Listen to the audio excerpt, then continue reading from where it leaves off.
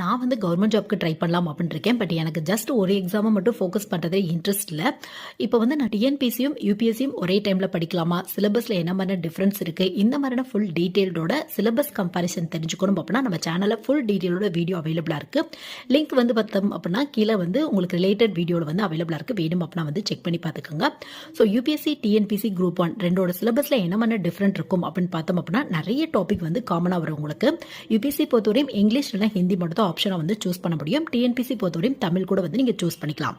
ரெண்டுலமே preliminary, main interview 3 round இருக்கும் உங்களுக்கு. Preliminary பொறுத்தவரையும் பார்த்தோம் அப்படின்னா ரெண்டுமே வந்து காமனாக இந்த history, political science, technology relevant, aptitude எல்லாத்துக்குமே இம்பார்ட்டன்ட் வந்து கொடுத்துருப்பாங்க.